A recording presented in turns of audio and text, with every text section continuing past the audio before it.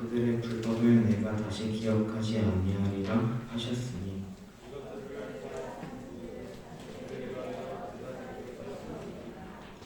그러므로 형제들아 우리가 예수의 피를 힘입어 성소에 들어갈 담력을 얻었나니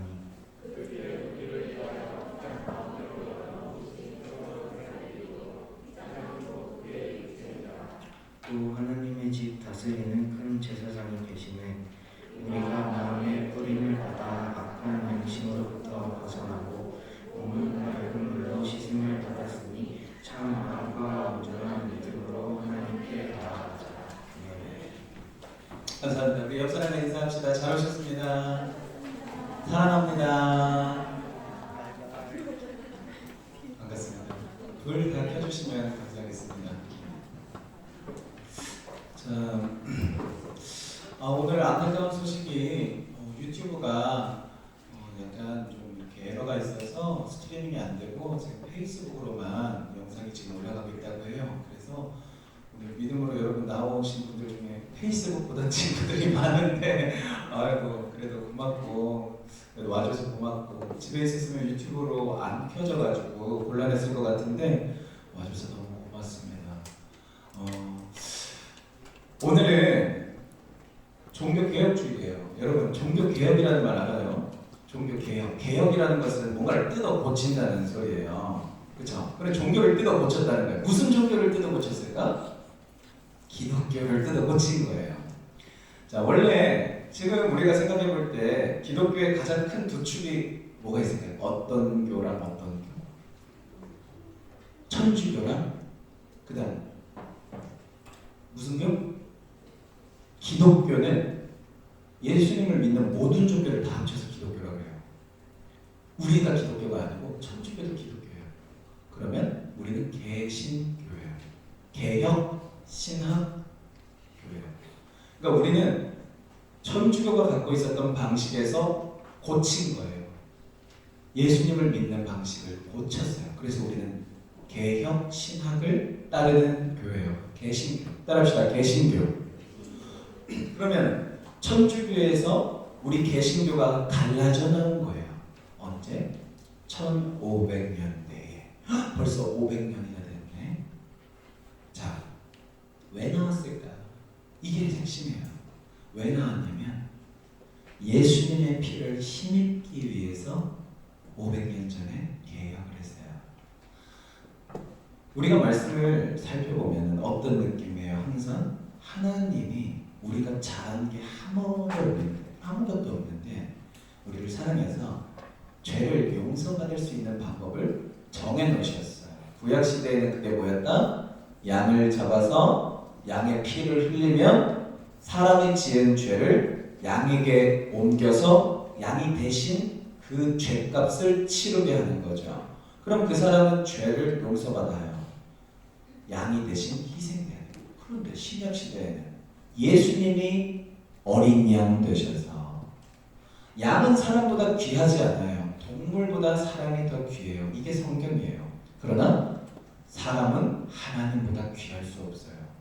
온 세계의 모든 인구수를 다 종합한다 해도 하나님의 가치와는 비할 수 없어요. 그런데 양은 한 사람의 죄를 용서하기 위해서 수천 마리가 죽어도 부족하지만 하나님이 인간을 위해서 죽어준다면 하나님의 가치가 인간의 가치와 동등할까? 아니라는 거죠. 하나님이 만드신 모든 인간을 다 합쳐도 하나님 한 분보다 가치가 있지 않아요. 예를 들면 이런 거죠. 여러분들이 학교를 다니다 보면 실습 시간이나 가정 시간에 그림 그리거든요. 그 그림이 더 소중해요? 당신이 소중해요? 내가 소중한 거예요. 전사님은 초등학교 다닐 때 제일 좋아했던 시간이 뭐냐면 차흙인가? 그 이렇게 그 똥색 그거 뭐죠? 그거 가지고 만드는 시간을 제일 좋아했어요. 전사님 그거 가지고 청동 오리를 만들었어요. 그거 보면 그걸 너무 만들고 싶더라고. 그래서 그거 계속해서 날개를 이렇게 올리는데 자꾸 이렇게 부서져. 그래서 거기서 이쑤시개를 이렇게 꽂아서 세우고 그 이런 칼 같은 걸로 슉슉슉슉 해갖고 날개를 이렇게 깃털을 착착착착 표시를 하고 눈알이 잘 못해갖고 눈알이 파인 오리를 만들고 너무 재밌었어요. 그런데 내가 그렇게 소중하게 만들잖아요, 그 청둥오리를. 그런데 그 청둥오리가 더 가치가 있어요. 그걸 만든 내가 더 가치가 있어요. 왜 하나님이 더 가치가 있으시냐면 우리를 만드신 분이시기 때문에 아무리 우리가 소중하다고 얘기를 하지만 그 만든 자인 하나님보다는 우리가 더 가치가 있지는 않은 거예요. 마치 전도사님이 청둥오리를 만들었어도 아무리 내가 마음에 기쁨이 있어도 그게 나보다 가치가 있지 않은 것처럼, 그렇기 때문에 성경에서 말씀하시는 건 언제나 예수님의 피를 힘입는 사람은 너의 태어날 때부터 죽을 때까지의 모든 죄를 예수님의 피의 가치가 다 용서할 수 있기 때문에, 이미 용서했기 때문에 너는 예수 믿으면 죄 용서 받고 천국을 간다. 이게 성경에서 일관되게 해주시는 말씀인데 1500년대에 천주교에서는 뭐가 있었냐면 면죄부가 있었어요. 여러분 돈 많이 내면 천국 갈 수 있어. 그럼 여기 있는 사람 중에 아무도 못 가. 돈을 1억만 가져와. 그럼 네가 평생 지은 죄를 다 용서해 줄게. 이게 교회에서 그런 식으로 했다니까. 그럼 여러분들은 왜 일해야 돼요? 천국 가려고 일해야 돼요. 평생. 평균 우리가 일반 직장 생활이 보통 250만 원 받는다고 합시다. 보통 우리가 대학교 졸업하면 250만 원을 받으면 여러분 1억 만들려면 몇 년 일해야 돼요? 1년에 30만 원 벌고 2년, 3년 4개월을 돈을 한 푼도 안 쓰고 일만 해야 죄를 용서받을 수 있어요. 야, 여러분 중세시대 때는 그랬어요. 천주교에서.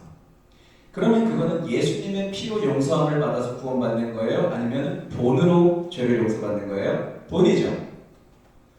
우리 개혁주의자들은 여러 명이 있어요. 칼빈이 있고 쯔빙글리가 있고 그다음에 마틴 루터 유명하죠. 이 세 명 다 뭐가 이상하다고 생각했냐면 성경을 보면 아무리 봐도 예수님의 피로 용서를 받는데 왜 돈을 줘야 되지? 그리고 또 문제가 있었어요.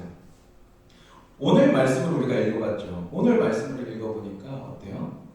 예수님의 피를 힘입어 성소로 들어갈 담력을 얻었나니. 성소는 어디예요? 하나님이 거하시는 곳이에요. 하나님이 거하시는 곳이 구약시대에는 어디였어요? 성전, 성막이었죠. 하나님이 거하시는 곳은 지금은 어디예요? 우리는 성경을 통해 알 거예요. 너희가 살아계신 성령이 거하시는 전인 줄 알지 못하느냐. 하나님이 거하시는 전이 어디냐? 예수님을 믿는 사람의 영혼, 마음이에요. 자, 그러면 하나님께로 누가 나아가요? 예수님의 피를 힘입은 사람들은 나아가요. 그러면 직접 나아가는 거죠. 예수님의 피 덕분에 하나님께로 내가 직접 나아갈 수 있다고 가르쳐주고 있는 게 성경 말씀인데 천주교에서는 이렇게 가르쳤어요. 못 간다. 신부님한테 가야 된다. 신부님한테 가면 신부님이 하나님과 너 사이에서 너의 죄를 들어주고 너의 죄를 하나님께 용서해달라고 기도해서 하나님께서 신부의 기도를 들어주셔서 너의 죄를 용서해 주신다. 단계가 하나 더 들어가 있죠.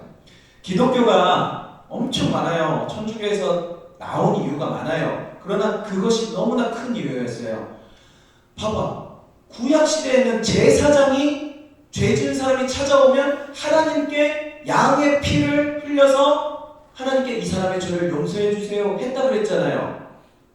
근데 신약시대는 어떻게 했다 그랬어요? 예수님이 단 한 번의 온전한 제사를 드려서 오늘 말씀을 읽어보니까 어때요? 다시는 죄를 위하여 제사 드릴 것이 없느니라. 그런데 천주교에서는 매번 사람이 잘못할 때마다 신부님한테 찾아가서 하나님께 죄를 용서해달라고 신부님이 제사장이 돼서 지금도 제사를 드리고 있다 이 말이에요. 그 자리에 누가 오셔야 돼? 따라합시다. 예수 그리스도. 예수님이 오셔야 되는 거예요. 누구의 자리에? 사람의 자리에.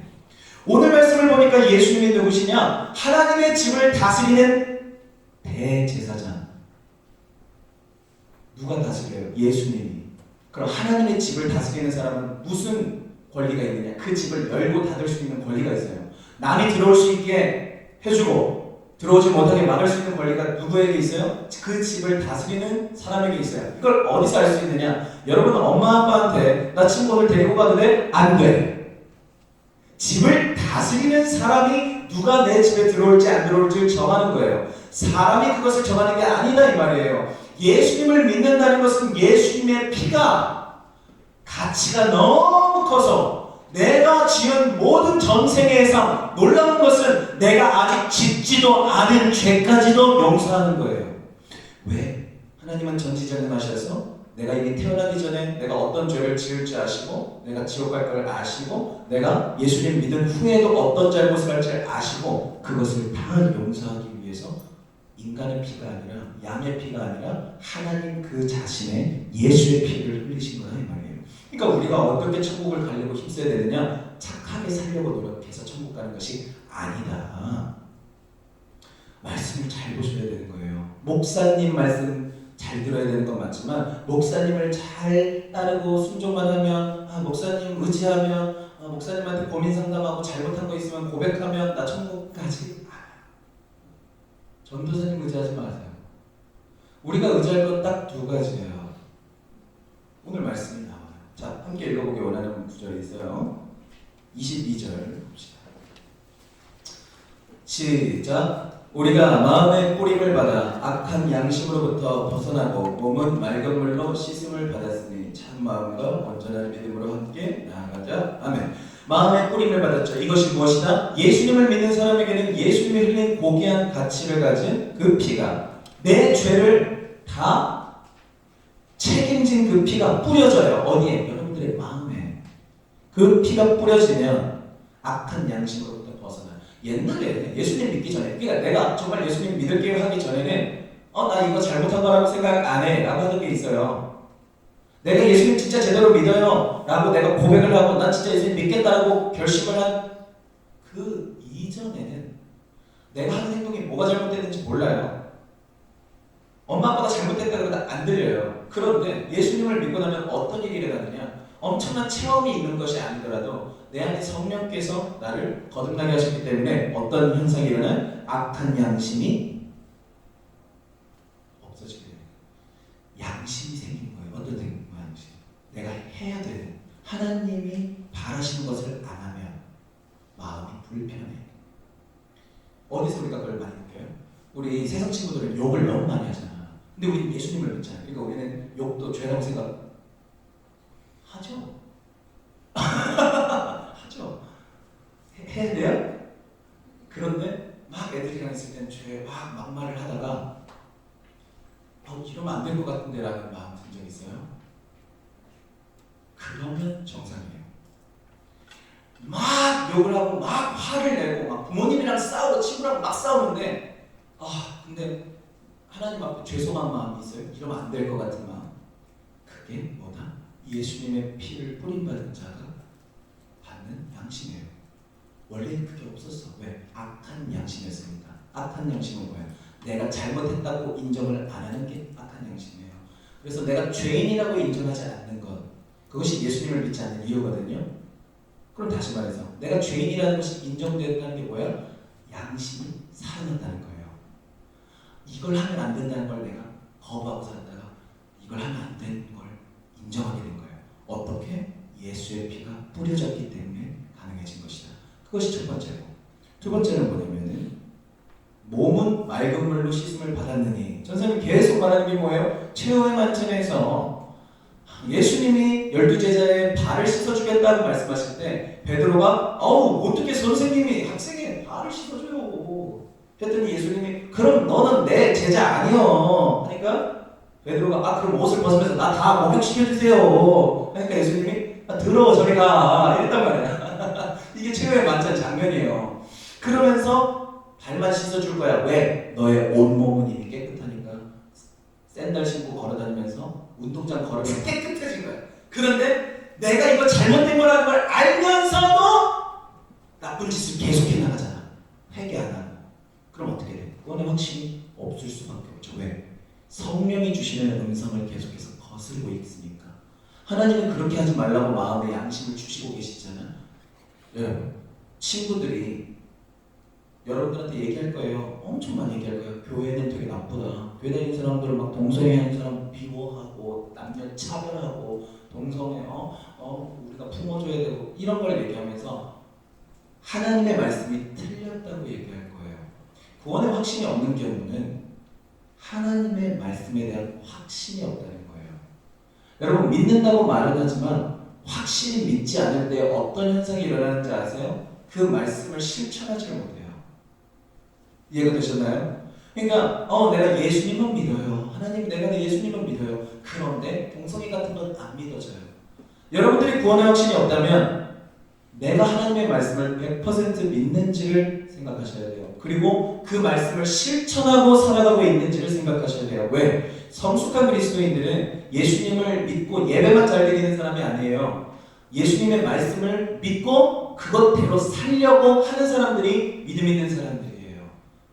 구원의 확신 누가 갖느냐? 나는 천국 갈 사람이기 때문에 하나님 말씀대로 살겠다라고 살아가는 사람들이 가질 수 있는 것입니다. 이런 사람이 되기를 예수님의 이름으로 축복합니다. 할렐루야. 그러므로 피와 죄의 관계를 생각하세요. 죄는 무조건 피로 대가를 치러야 되는 문제예요. 죄는 무조건 죽음으로만 값을 치를 수 있는 문제라는 거예요. 기억하세요. 그런데 누구의 피로 우리의 죄를 용서받았다? 예수님의 피. 예수님은 누구다? 하나님의 아들이자 하나님 자체이시죠. 본체이세요. 하나님이 나를 위해서 피를 흘렸다. 내 죄를 씻기 위해서 예수님이 내 죄를 뒤집어 쓰시고 피를 흘리셨다. 그러면 여러분들 죄로부터 자유해야 돼요. 매우 자유해야 돼요. 그러나 실수할 때는 어떻게 해야 돼요? 내가 하나님 깨끗하게 씻어주시는데 내가 이러면 안 되죠. 하나님 죄송합니다.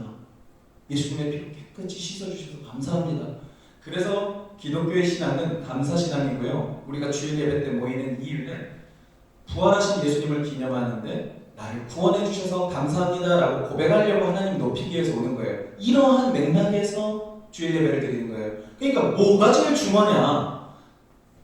내 평생에 지옥 가지 않고 천국에서 100년 아니고 1000년 아니고 영원히 살게 해주신 하나님의 사랑이 감사한 거죠. 여러분 이 땅에서 좋은 대학 간다고 해서 그렇게 이렇게 하지 마세요. 여러분 돈 많이 번다고 우리 엄마 아빠가 돈 많이 번다고 친구들 무시하지 마세요. 그게 무슨 상관인데요. 여러분 내가 공부 잘한다고 교만하지 마세요. 그게 무슨 상관인데요. 너무 뛰어나도 80년 후에 지옥 가서 영원히 불 속에 타는 벌을 받으면 그 죄 때문에 고통당하며 영원히 살 거라면 그렇게 좋은 집 살아서 뭐가 좋고 그렇게 좋은 대학 가서 뭐가 좋아요. 여러분 무엇에 대해서 감사해야 되는지 아세요? 예수님의 피에 대해서. 아무리 노력해도 아무리 부자가 되어도 아무리 똑똑해져도 내 죄를 용서받을 길이 없고 내 죄를 씻을 길이 없어서 결국은 지옥으로 향해 가는. 그래서 인생은 죽음을 향해 걸어가는 행진이에요. 아무리 노력해도 죽음을 벗어날 수가 없는 게 인간인데 예수님의 피는 그 죄의 저주를 해방시키는 유일한 길이다.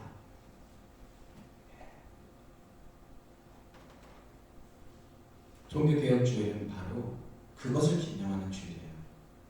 내가 예수님을 믿어, 내가 예수님의 피에 씻김을 받아 내가 하나님께로 직접 나아갈 수 있게 된다. 그러므로 기도는 여러분들이 직접 하나님께 하세요. 회개도 직접 하세요. 예수님의 이름으로 하나님께 기도할 때 여러분들의 모든 죄를 하나님이 이미 사하신 바 되었으니 양심을 따라서 살라고. 하나님의 말씀과 성령이 주시는 양심, 이 두 가지가 여러분들의 신앙생활의 지표가 되시기를, 그렇게 살아가기를 예수님의 이름으로 축복합니다. 할렐루야. 예수 피를 힘입어 찬양하시고 기도하십니다.